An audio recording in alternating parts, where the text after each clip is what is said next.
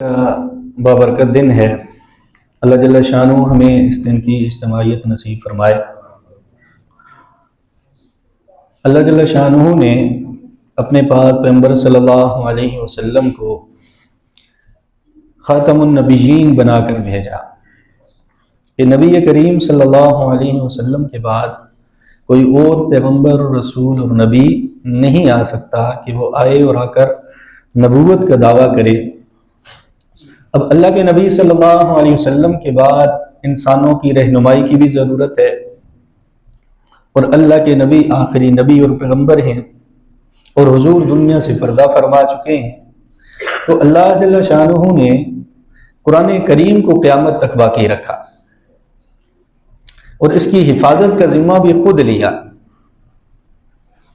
اس کی حفاظت کا ذمہ لے کر اس کو قیامت تک باقی رکھا تاکہ انسان کا براہ راست اللہ رب العزت کے ساتھ وحی کے ذریعے رابطہ منقطع نہ ہو۔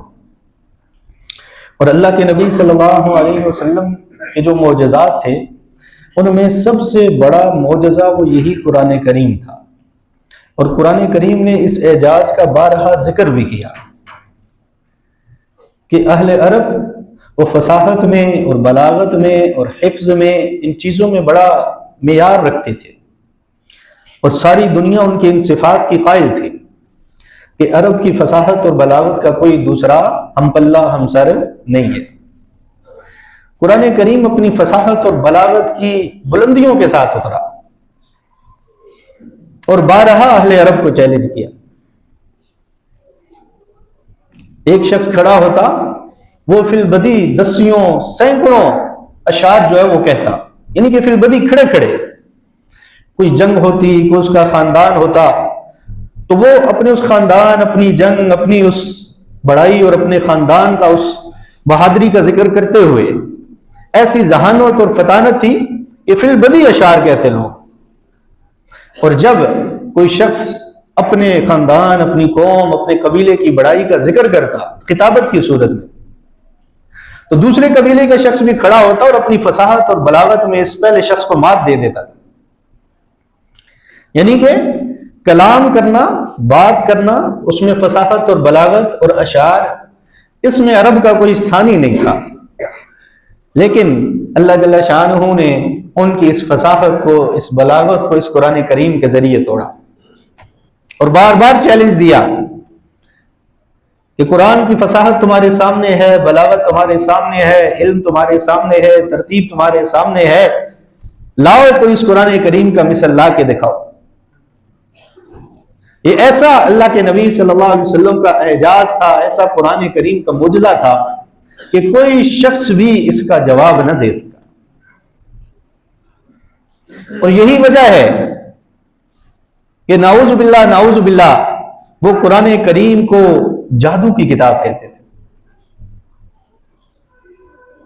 کیونکہ ان کو سمجھ نہیں آتی تھی کہ یہ کیسی تاثیر رکھتا ہے قرآن۔ وہ حیران ہوتے تھے کہ یہ کیسی تاثیر ہے اس قرآن کریم میں۔ اللہ کے نبی صلی اللہ علیہ وسلم حرم میں موجود ہیں اور اللہ کے نبی سورہ نجم کی تلاوت فرماتے ہیں، اور اس کی آخری آیت جب ختم ہوتی ہے نبی کریم صلی اللہ علیہ وسلم سجدہ فرماتے ہیں۔ جو مسلمان تھے وہ تو سجدے میں گرتے بات سمجھ میں آتی، لیکن اس سورہ نجم میں ایسی فصاحت تھی، ایسی بلاغت تھی، ایسی اٹریکشن تھی، ایسا وہ جذب کی کیفیت تھی کہ وہاں موجود کفار اور مشرکین بھی اللہ کے نبی کے ساتھ سجدے میں گر پڑے۔ جب حضور سجدے سے سر اٹھایا حضور نے، تو کافر اور مشرک ایک دوسرے کو دیکھ کے شرمندہ اور حیران اور پریشان ہو گئے کہ یہ ہم سے کیا ہو گیا۔ یہ ہے اس قرآن کریم کی طاقت، یہ ہے اس قرآن کریم کا اعجاز کہ اپنے تو اپنے، پرائے بھی اس قرآن کریم کی تاثیر سے بچ نہیں سکتے۔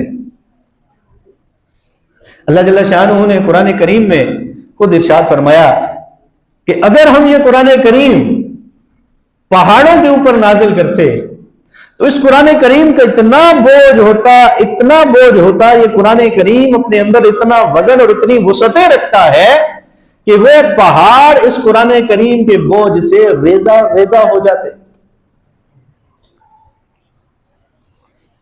لیکن افسوس میرا اور آپ کا دل اس قرآن کریم سے نرم نہیں ہوتا. اللہ نے قرآن میں خود ارشاد فرمایا نا کہ بعض لوگوں کے دل ایسے ہوتے ہیں کہ وہ پتھر بن جاتے ہیں.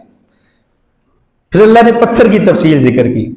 فرمایا کہ کچھ پتھر تو ایسے ہوتے ہیں کہ جن سے پانی نکل آتا ہے، اور فرمایا کچھ پتھر ایسے ہوتے ہیں کہ ان میں سے پانی بھی نہیں نکلتا. تو ہمارے دل ایسے سخت ہو چکے ہیں، ایسے بند ہو چکے ہیں کہ قرآن کریم کی تلاوت ہم سننا ہمیں بوجھ لگتا ہے. حالانکہ قرآن کریم یہ تو ایسی کتاب ہے. اللہ کے نبی صلی اللہ علیہ وسلم نے ارشاد فرمایا قرآن کے بارے میں کہ فضل کلام اللہ علی سائر الکلام کفضل اللہ علی خلقہ، کہ اللہ کے اس کلام کی سارے کلاموں کے اوپر ایسی فضیلت ہے کفضل اللہ علی خلقہ، جیسی اللہ کی فضیلت ساری کی ساری مخلوقات کے اوپر.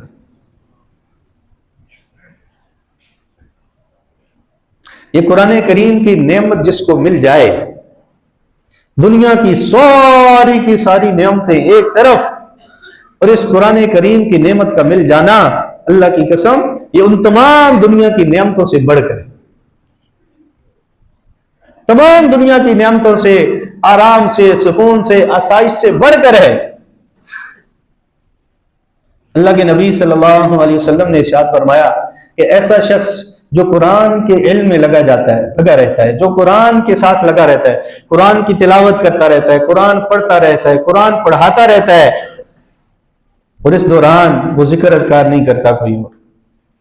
اس کی مثال میں دیتا ہوں کہ آج کل کے ہماری جو حفظ کی کلاس ہوتی ہے، جو ہمارے درس نظامی کا نظام ہوتا ہے، اب جائیں صبح فجر کے فوراً بعد وہ کسی نے مشکات شریف اٹھائی ہوگی، کسی نے مسلم شریف اٹھائی ہوگی، کسی نے بخاری شریف اٹھائی ہوگی، کسی نے فقہ کی کوئی کتاب اٹھائی ہوگی، ہدایہ، کسی نے اصول شاشی اٹھائی، کسی نے کوئی کتاب کسی فن کی اٹھائی ہوگی، اور نماز کے فوراً بعد وہ درسگاہ میں طالب علم جائیں گے.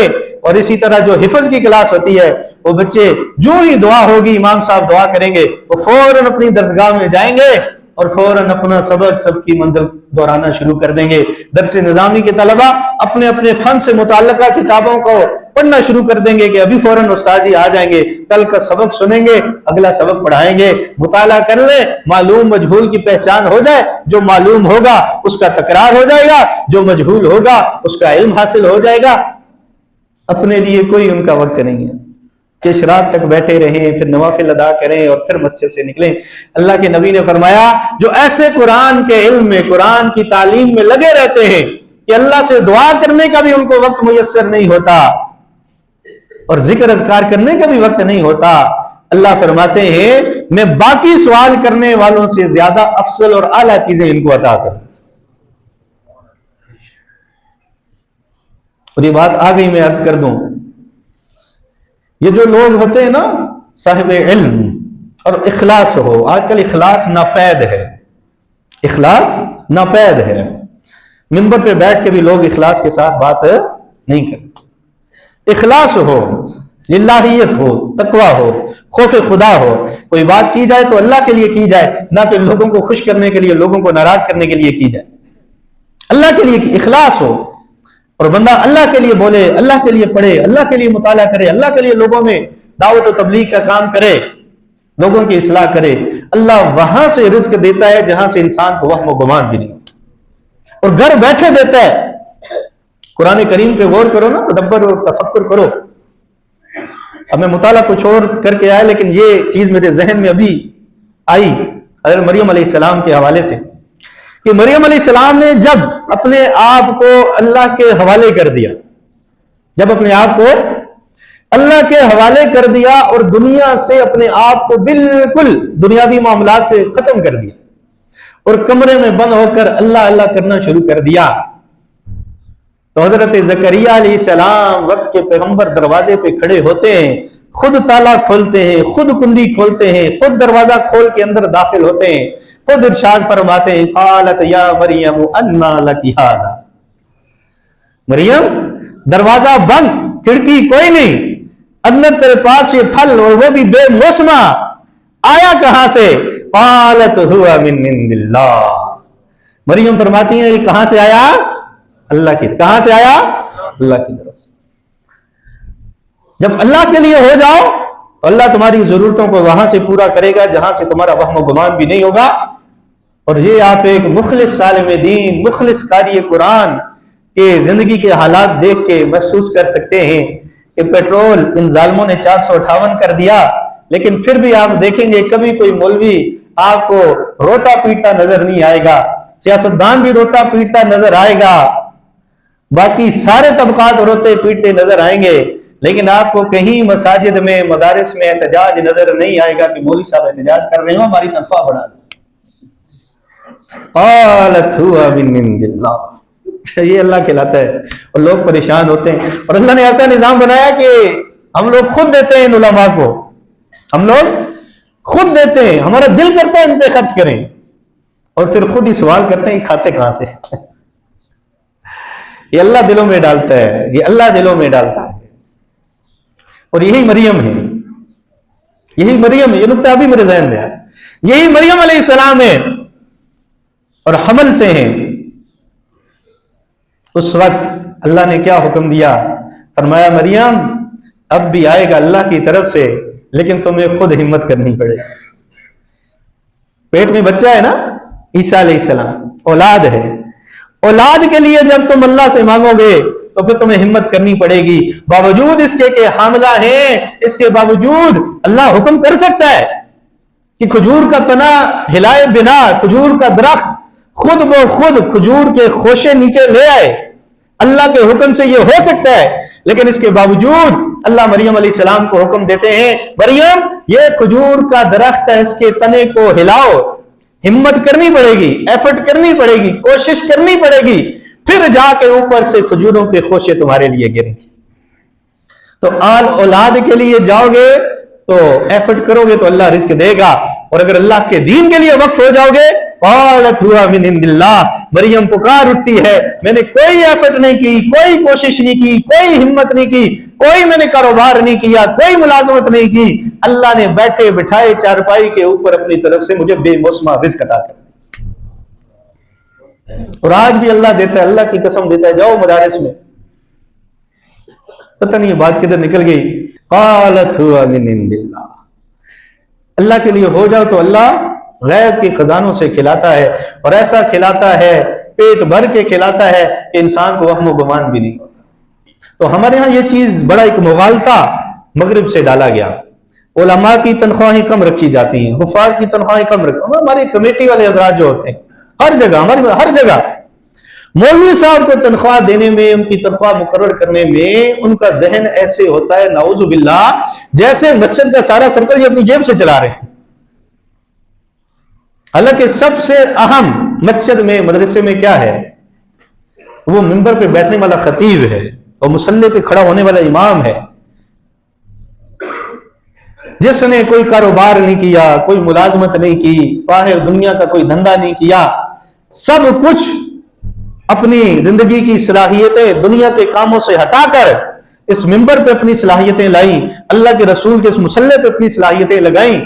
اور جب تنخواہ مقرر کرنے کا وقت آئے ہماری مسجد کی کمیٹیوں والے پریشان ہو، اتنی زیادہ تنخواہ جی، لوگ بھی بڑے پیسے دیتے ہیں. یعنی کہ ہم اب رزق گننا شروع کر دیتے ہیں. کیا کرتے ہیں؟ مولوی صاحب کا رزق گننا شروع کر دیتے ہیں. ایسا نہیں ہونا چاہیے، ایسا نہیں ہونا چاہیے. تو باہر کیف قرآن سے جو جڑ جائے اسے اللہ بے حساب کھلاتا، اپنے غیب کے خزانوں سے نوازتا ہے.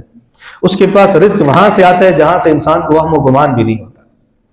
اور مثال میں نے حضرت مریم علیہ السلام کی آپ کے سامنے پیش کر دی کہ جب اللہ کی عبادت، اللہ کے لیے اپنے آپ کو وقف کیا تو اللہ کی طرف سے رزق آیا. اور جب عیسیٰ علیہ السلام پیٹ میں قوت طاقت کی ضرورت تھی، اللہ نے فرمایا مریم نہ، اب تمہیں کھجور کے تنے کے پاس جانا پڑے گا. اس حمل کے ساتھ اس تنے کو پکڑ کے زور سے ہلانا پڑے گا، محنت کرو گی، ایفرٹ کرو گی، پھر میں اوپر سے کھجوروں کے خوشے گرا دوں.